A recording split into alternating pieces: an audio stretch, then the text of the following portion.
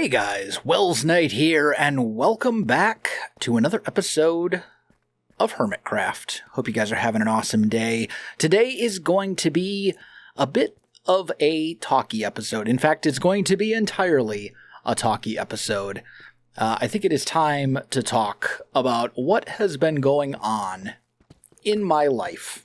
Because there was a time when I was putting out videos, often multiple videos, every single day. And a couple years ago that changed. And I haven't really shared why.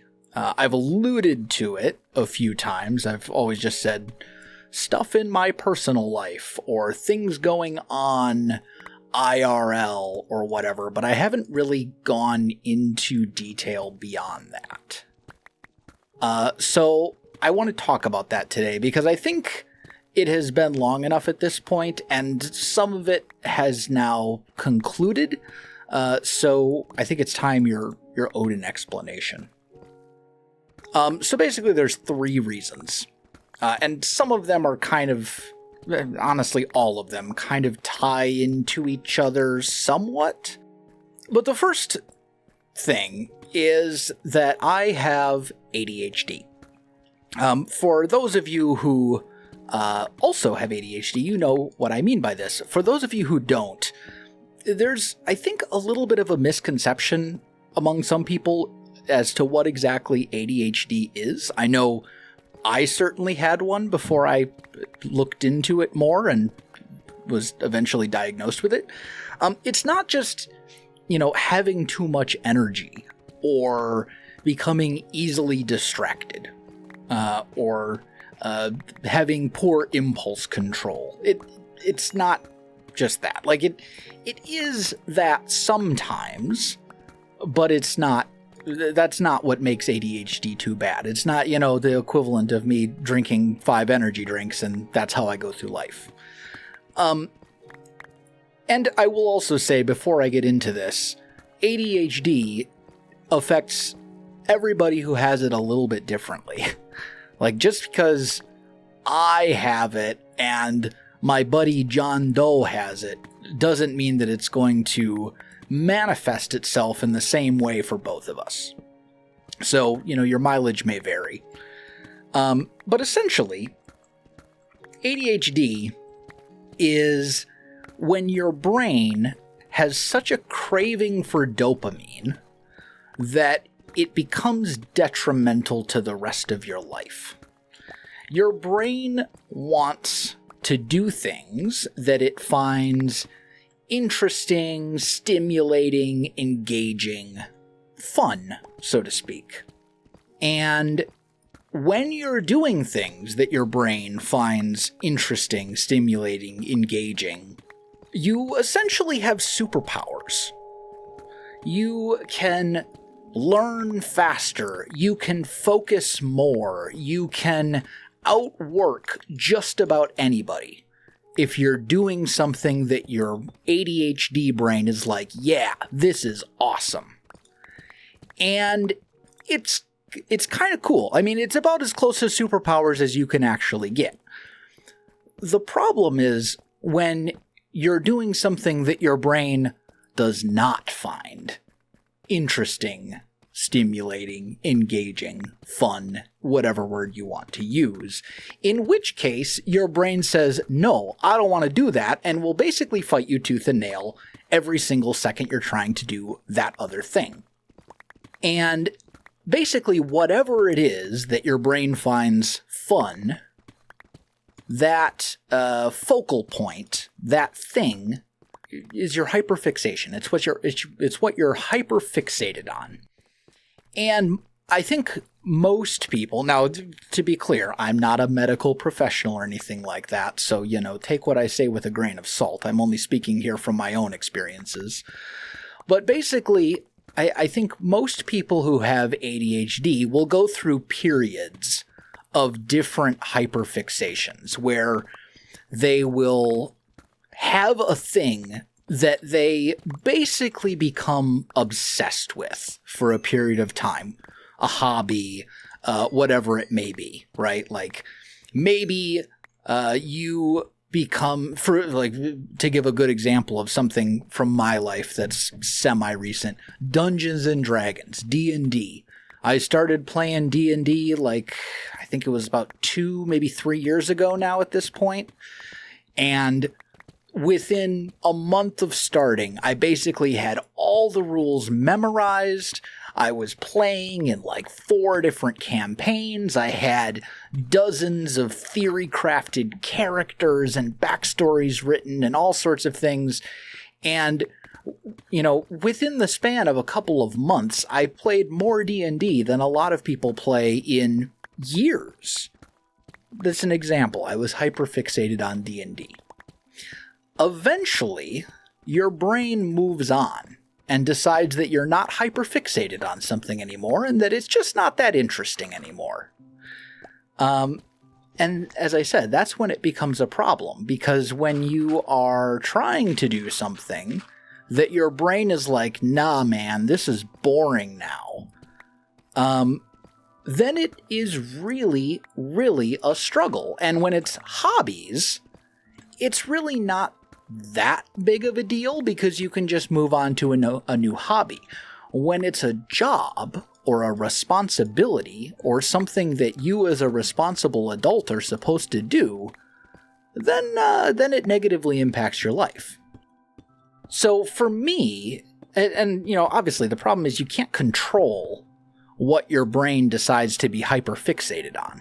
You know, if you could control it, if you could just choose, man, I would have superpowers all the time. It would be awesome. And basically, I was hyperfixated on YouTube for a period of many years, maybe my longest hyperfixation of all time from my entire life. And then one day, my brain just kind of decided to stop hyperfixating on YouTube.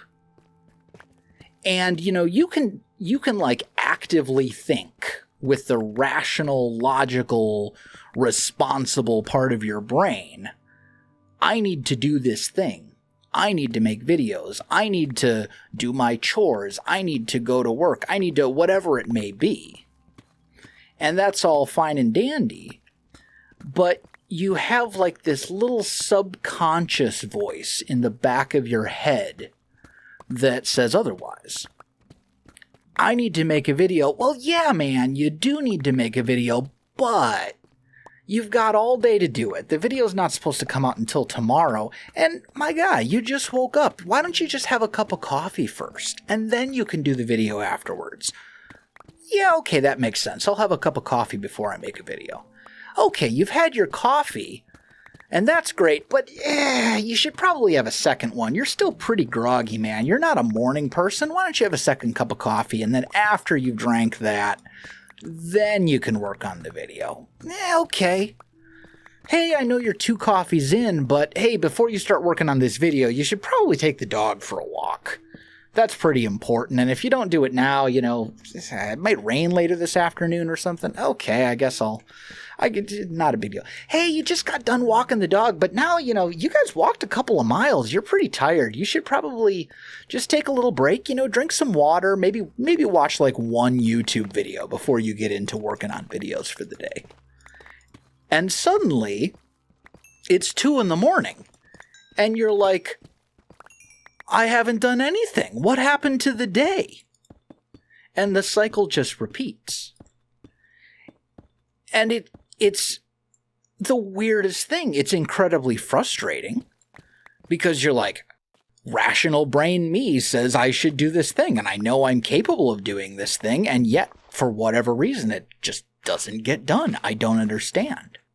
But, like, it is what it is. I don't know how, I can't explain it. It's the weirdest thing, and it's infuriating because you can want to do something with your normal, rational thinking self, and you can say, I'm going to do this thing, and every fiber of your being can be like, yeah, we're going to do this, and then it just doesn't get done, and you just can't explain it. And you're like, I don't understand. What's wrong with me? You know, and I'm kind of in a weird situation. I don't think I've really talked at length about ADHD. I was only diagnosed a couple years ago. Obviously, I've had it, my whole life. But when I was in school, I was pretty much a straight A student. I didn't have disciplinary problems that were being caused by my ADHD or anything like that. So my parents, even though they were fairly sure that I had it, they just let it go. They were like, well, it's not negatively impacting his life, so, fine. Well, whatever. We don't need to get him diagnosed or get him on medication or anything like that. We'll just leave it be. It's not hurting him, which I understand. This is America. Healthcare is expensive. So I went through life not knowing that I had it until over the last several years.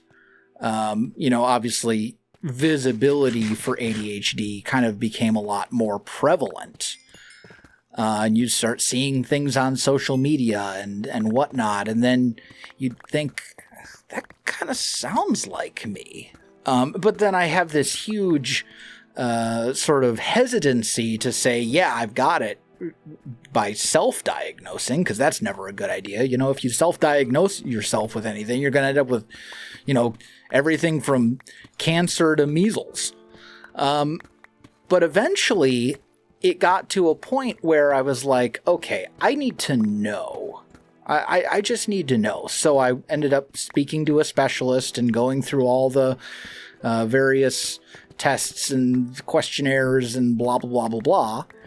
And they did eventually give me the diagnosis just a couple of years ago. So for the first, I guess it was probably 33 years of my life or whatever, I had it and didn't know that I had it. And as a result, I'm still kind of, I don't want to say trying to come to terms with it, but I'm still trying to sort of figure things out a little bit, I guess you would say. It's good to know. I'm glad that I'm aware of its existence now, because it explains a lot. But anyway,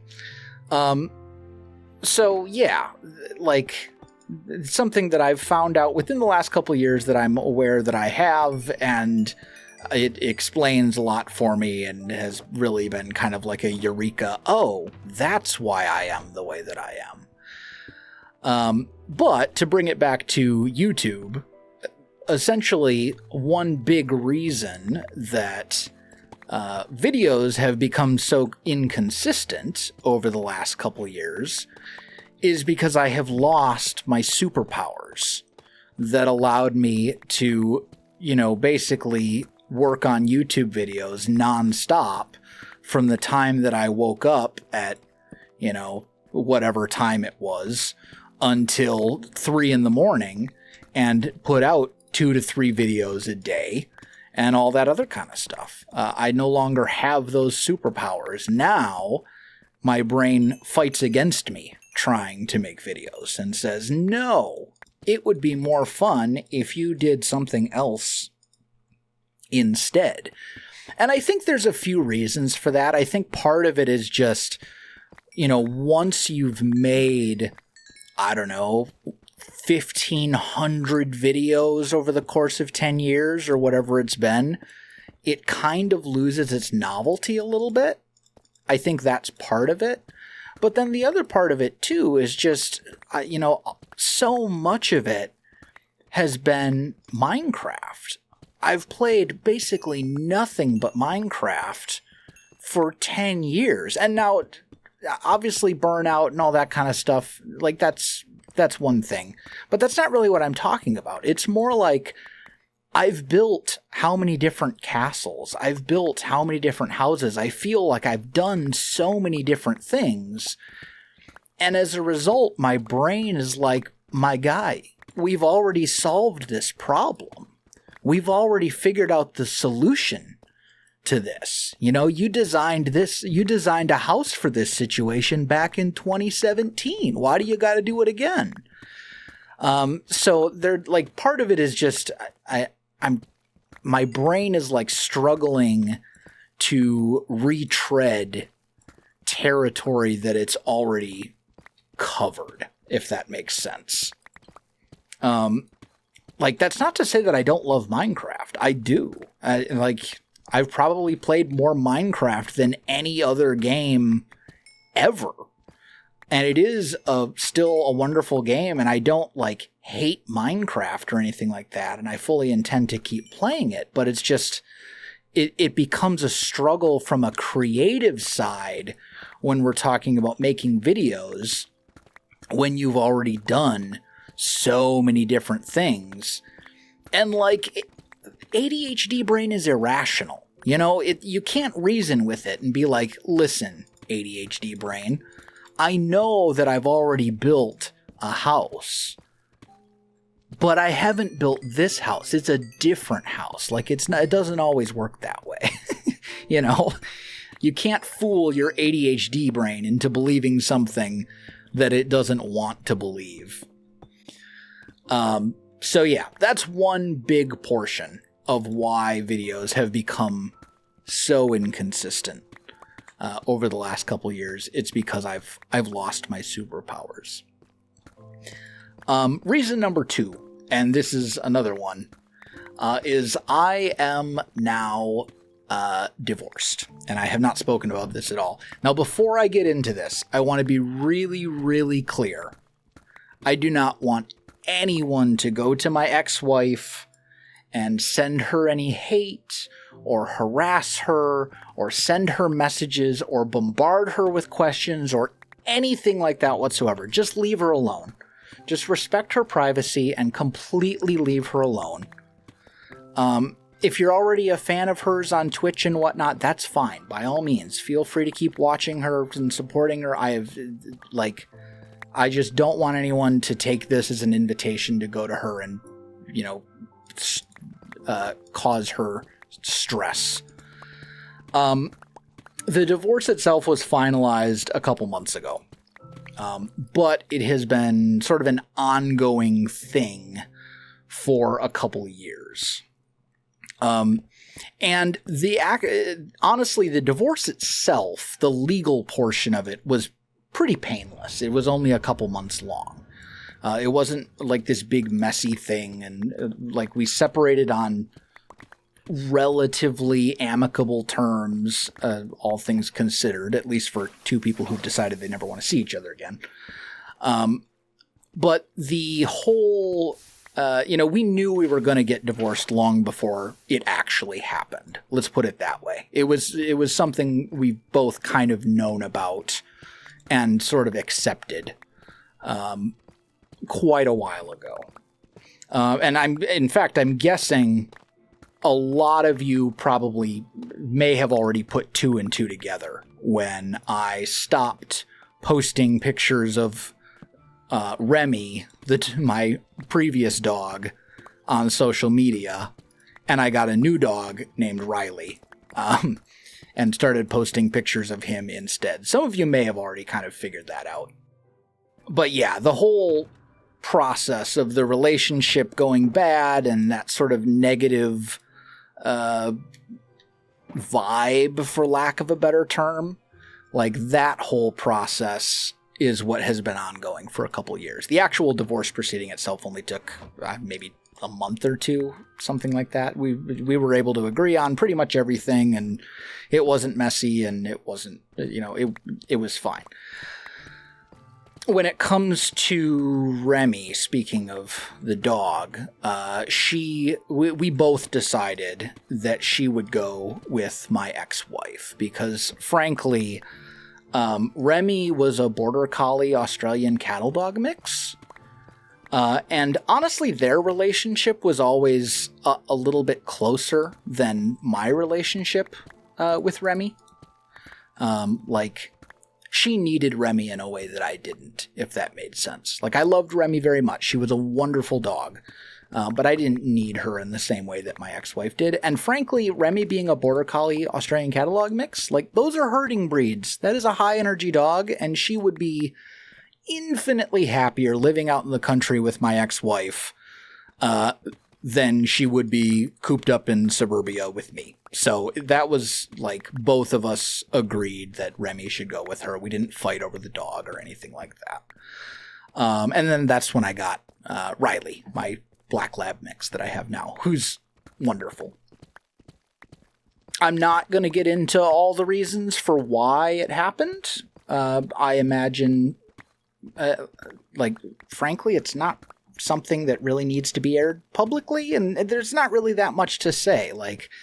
I imagine we both probably have some things that we said or did or didn't do in a lot of cases, which we regret. I know that I absolutely made mistakes and have regrets. But sometimes over the course of many years, people just kind of drift apart. Things add up over time, little things here and there, and couples fall out of love. It happens. It is what it is. And the divorce was a mutual decision. As I said, we separated on relatively cordial terms, at least for two people who probably will never speak with each other ever again. So that has been kind of there, looming in the background for the last couple of years, which leads into my mental health. As I said, a lot of this stuff kind of ties together. When it comes to mental health stuff, it's something I've struggled with for pretty much my whole life. It runs in my family. And I'm absolutely not blaming my ex-wife in any way. But the relationship going sour and then the divorce itself certainly took a toll on my mental health. It's not her fault.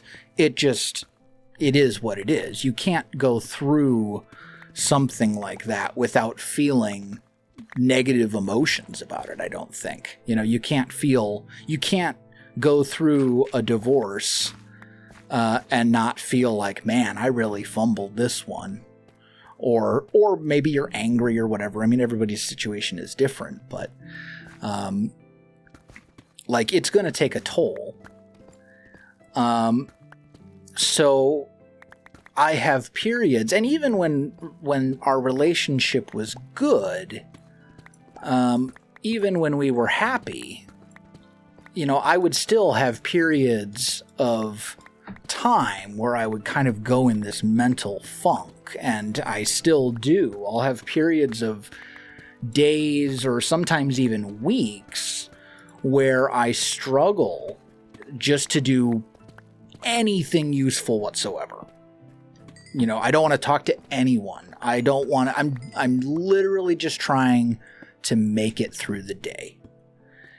And I don't mean just creating videos when I say useful. I'm talking about even basic things like simple chores or taking the dog for a walk or even just making something to eat.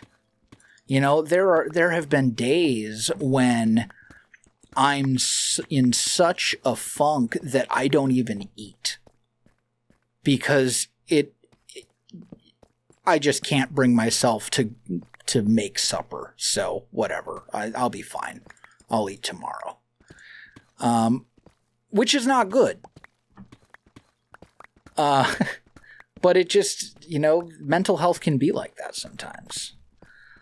And it's incredibly frustrating for everyone involved when it comes to the video side of things. I'm sure you guys are frustrated not having regular uploads, and it's absolutely frustrating to me, kind of like with the whole ADHD thing, because the rational part of my brain is I want to make videos. I need to make videos. I know that I should be making videos, and I know that I'm capable of it, and yet for whatever reason, I keep failing.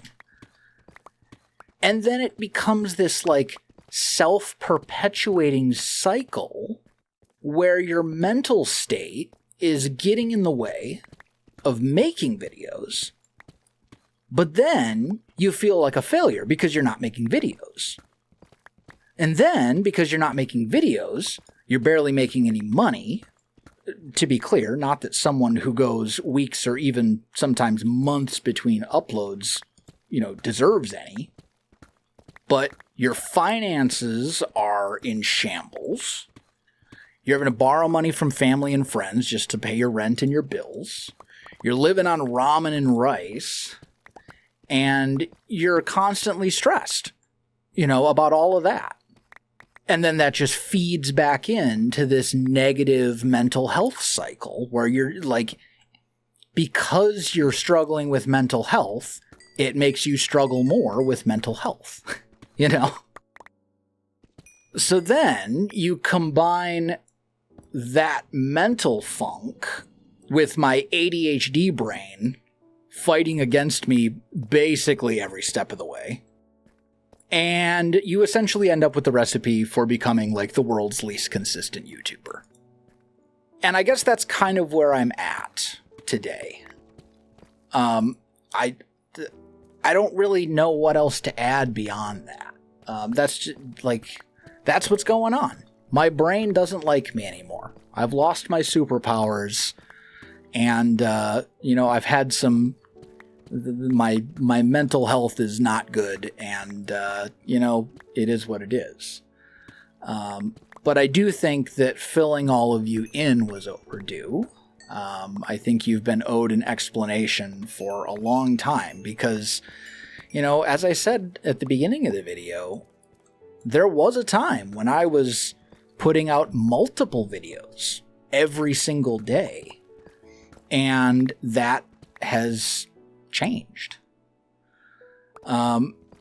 Honestly, at this point, the only reason I'm still around is because of my family and my close friends, and Riley, who is the goodest of boys, all of whom I'm incredibly grateful for. I mean, I do genuinely have like a really good personal support network who ensure that, I'll survive, I'll make it through, I'll live.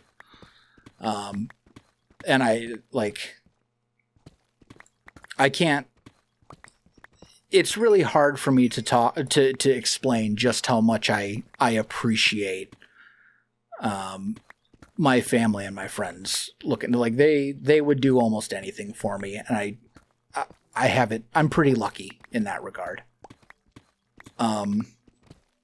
I guess while we're talking about things to be grateful for, I do want to thank everyone who's still supporting me on Patreon and channel members and Twitch subscribers and all those people who have somehow continued to be generous enough to financially support me and continue doing so, even though I'm long past the point where I have been doing anything to deserve it.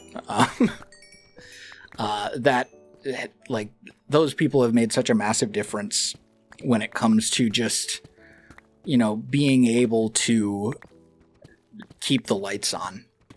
And I know it sounds very, very cliche, but words can't express how much it means.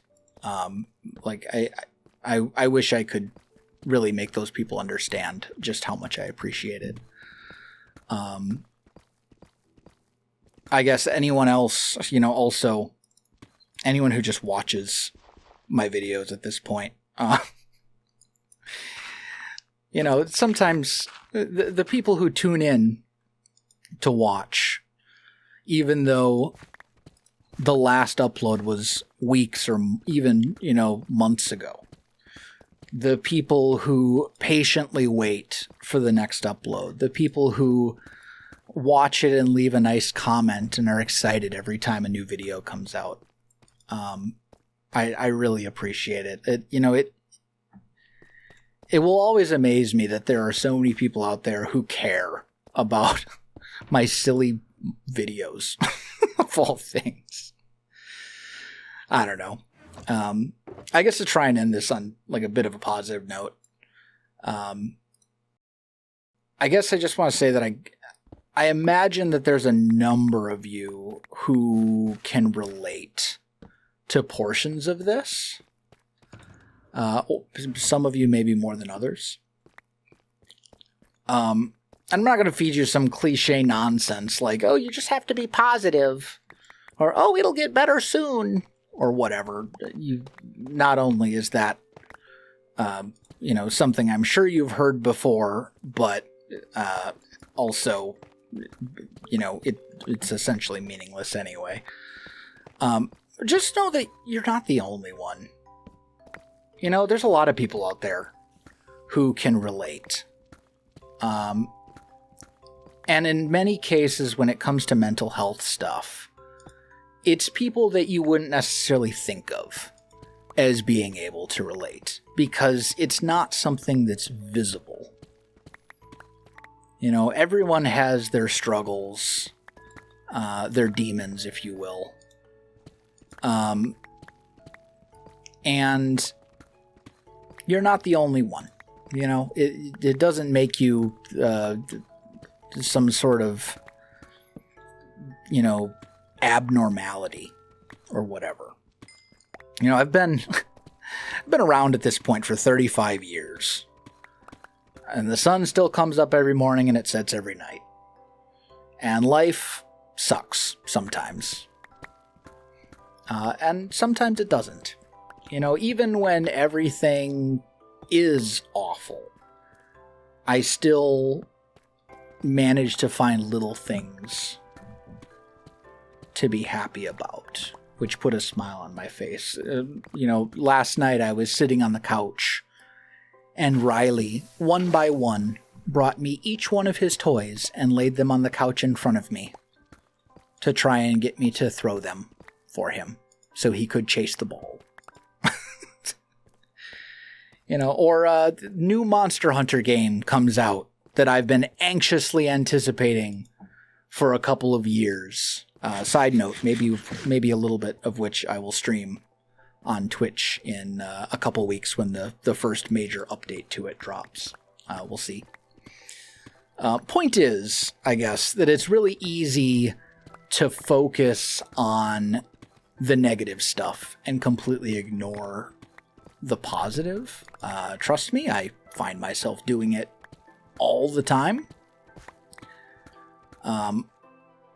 But I guess as I sit here, reflecting with the rational part of my brain,